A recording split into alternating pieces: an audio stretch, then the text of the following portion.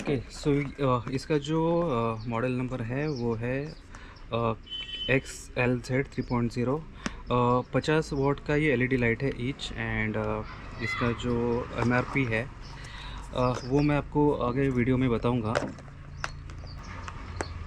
ये मैंने अमेज़ॉन से ही मंगाया है, कुछ ऑफ़र चल रहा था। उसके बाद आपको ये क्लिप्स मिलेंगे, वायर होल्डर, इनकी ज़रूरत नहीं है। और ये है इसका एलईडी, इसके रेगुलर के साथ ही आता है।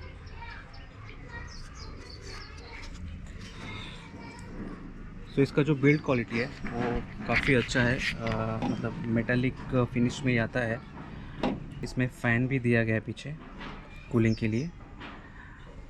और ये H4 सॉकेट के साथ आता है, तो ऑर्डर करने से पहले एक बार चेक कर लेना कि आपकी कार में कौन सा सॉकेट बैठता है। बट नॉर्मली H4 जो सॉकेट है वो कॉमन है। तो सबसे पहले आपको इसका जो ये डस्ट कवर है इसे ओपन करना पड़ेगा। सो एंटी क्लॉकवाइज डायरेक्शन में अगर आप इसे करोगे तो ये ओपन हो जाएगा। तो देखिए ये ओपन हो गया। इसमें देखिए ये गैस्केट लगा होता है ताकि पानी और डस्ट अंदर ना जाए। तो इसे आप चेक कर लो कहीं से कटा तो नहीं है, अदरवाइज़ जो डस्ट और पानी है ये हेडलाइट के अंदर चला जाएगा और इसका जो हेडलाइट है ये फॉगी करने लगेगा और या फिर येलो भी पड़ सकता है। तो ये देखो, ये ऑलरेडी इसमें एक एलईडी लाइट लगी है, ये ख़राब हो गई, 2 साल हो गए इस लाइट को। अब इसे ये जो पार्ट है यहाँ पे इसे प्रेस करके थोड़ा सा स्लाइड करना है ऐसे, तो ये ऐसे ओपन हो गया। तो इसका लॉक ओपन हो गया ये।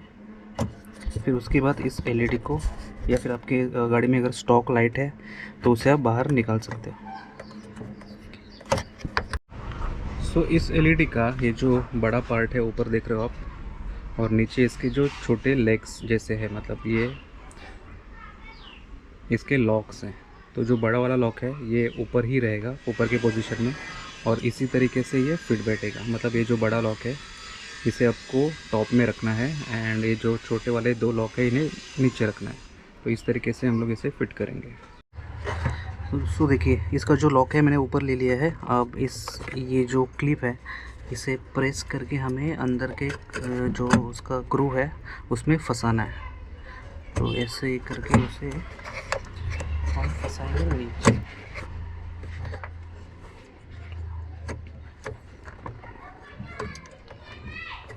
फिर से एक बार क्रॉस चेक करेंगे। ये जो पिन है ये बहुत ज़रूरी है, ये सटकनी नहीं चाहिए, वरना रनिंग में क्या हो जाएगा, ये पिन निकल जाएगी और एलईडी आपकी बाहर आ जाएगी। तो इसे वापस से अंदर की तरफ, मतलब नीचे की तरफ इसे प्रेस करेंगे ठीक से।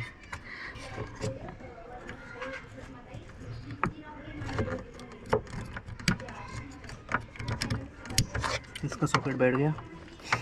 तो सबसे पहले इसका जो ड्राइवर है ये इसे अंदर फिट करेंगे। एक बार ड्राइवर अंदर गया तो थोड़ी जगह मिल जाएगी। ये लेफ्ट हैंड साइड में जगह है इस और के हेडलाइट में।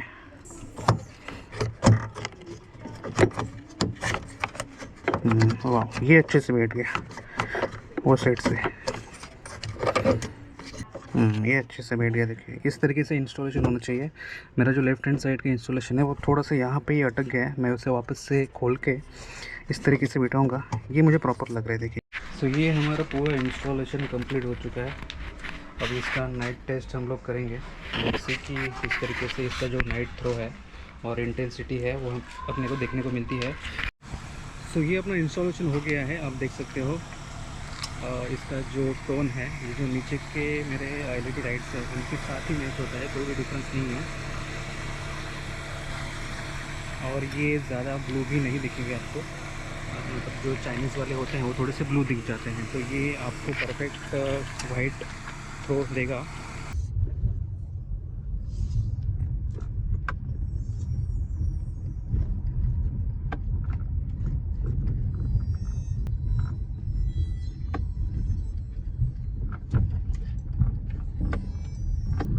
सो चलिए लाइट टेस्ट कर लेते हैं। हम लोग हाईवे पे आ चुके हैं और ये इसका हाई बीम है और ये इसका लो बीम है। तो इसका जो थ्रो है वो काफ़ी अच्छा है। जो ओरिजिनल हेलोजन्स आते हैं उनके जैसा ही इसका थ्रो है, मतलब ये जो लाइट है ये पूरा रोड कवर करती है, देखिए। और इसका जो हाई बीम है वो भी काफ़ी मतलब बहुत ज़्यादा अच्छा तो नहीं है, बट एक्सेप्टेबल है, जितना होना चाहिए उतना ही है। अगर आप कंपेयर करोगे इस एलईडी को आपके हेलोजन के साथ, तो आपको कम से कम 30-40% ज़्यादा लाइट मिलेगी इस एलईडीज़ में।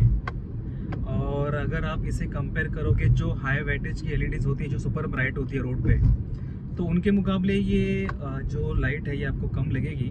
बट देन इसकी जो प्राइस है वो भी कम है, सिर्फ 3-3.5 हज़ार में आपको एलईडी मिल जाती है। और ये ऑब्वियसली 50 वाट की एलईडी है, और इसे आप 100 वाट या फिर 150 वाट एलईडी के साथ कंपेयर नहीं कर सकते हो। बट मेरे हिसाब से ये एक्सेप्टेबल है, इतनी तो होनी ही चाहिए एलईडी की जो पावर है। और दूसरी बात, कॉस्ट के अलावा भी जो हायर वैटेज की एलईडी होती है वो बहुत ज़्यादा हीट प्रोड्यूस करती है, मतलब बिकॉज जो वैटेजेस होता है, सो ऑब्वियसली जो हीट है वो ज़्यादा ही उसमें से आएगी। सो हीट की वजह से एक तो आपका जो कार का वायरिंग सिस्टम है या फिर बैटरी है उसके ऊपर ऑब्वियसली लोड तो आएगा।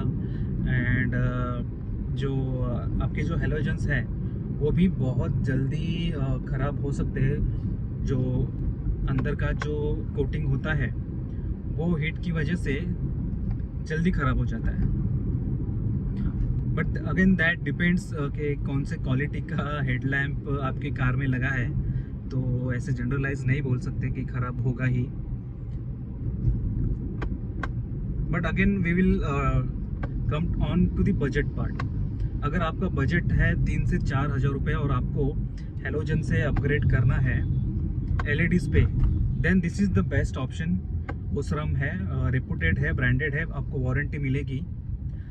चाइनीज़ लाइट लेने से अच्छा है आप इस लाइट को आँख बंद करके लगा सकते हो। हाँ, बस इंस्टॉलेशन ठीक से होना चाहिए, अदरवाइज़ ब्लैक स्पॉट्स आने के चांसेस हैं, जो कि इसमें तो नहीं है। सो फाइनली मैं यही बोलूँगा, अपार्ट फ्रॉम बजट, अगर आप बहुत ज़्यादा हाईवे पे ट्रैवल करते हो, जैसे मान लो कि टूरिस्ट कार हो गई, या फिर आप बिजनेस या काम के लिए बहुत ज़्यादा हाईवे ट्रैवल करते हो, सो आई विल सजेस्ट कि आप और थोड़ा बजट आपका बढ़ाओ एंड 100 या फिर 150 वाट की एलईडी आती है वो आप इंस्टॉल करो।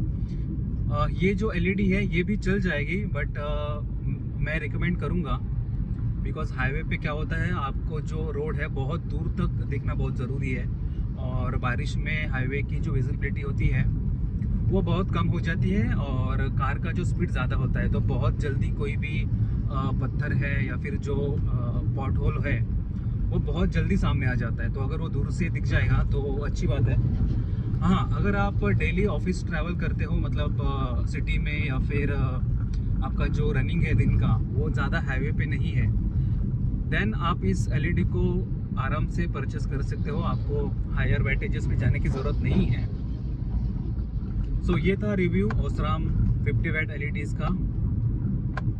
तो चलिए मिलते हैं नेक्स्ट वीडियो में। Take care and bye.